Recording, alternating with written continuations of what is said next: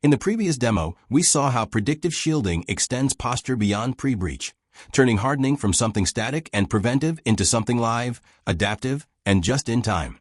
In this demo, you'll see how predictive shielding helps security teams truly shift left, moving from reacting to compromise to preventing it. And we're doing that in the hardest place, the identity plane. Because unlike devices, when a high-privilege identity is compromised, it's already too late. The attacker can spread across the environment instantly. That's why identity requires prevention, not reaction. Let's open the incident and see how that plays out.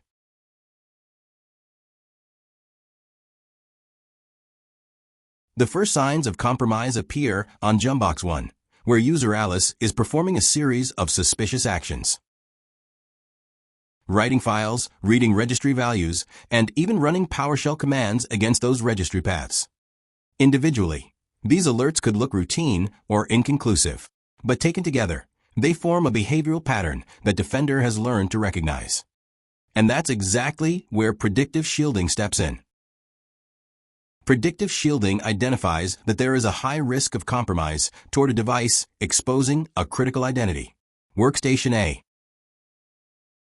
If we open the attack surface map, we can see how Defender reaches that conclusion.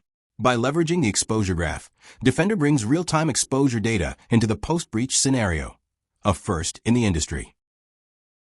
It correlates the live activity with the organization's topology to identify exactly where the attacker can traverse next, and which assets fall directly within that blast radius.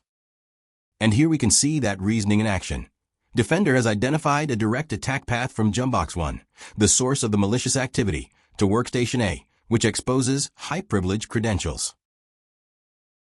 Now, if we move back to the alert view, we can see how this ties directly into the behavioral insight.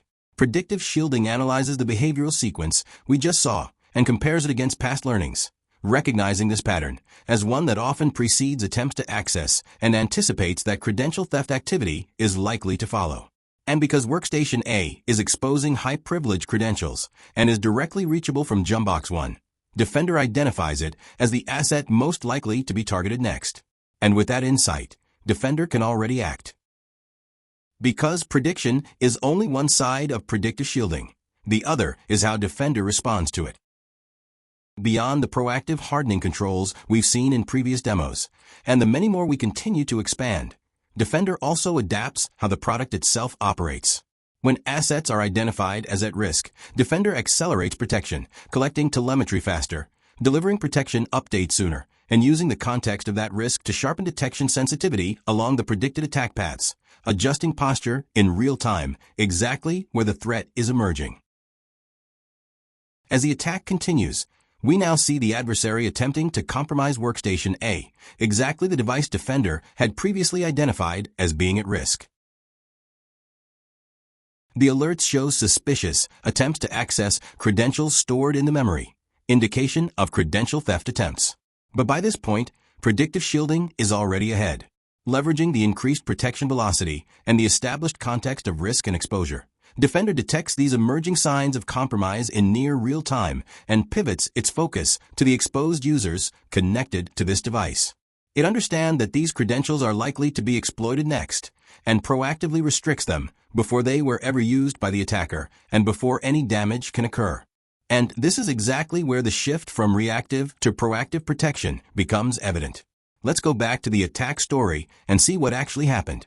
Here, the attacker tries to leverage the exposed admin Sarah credentials to move laterally. But predictive shielding had already preemptively restricted those credentials before they could ever be used, and without waiting for the attacker's first move. The result, the attempted lateral movement was blocked and no impact was done. This is the shift. Instead of waiting and reacting only after privileged access is abused, Defender prevents the compromise before it happens.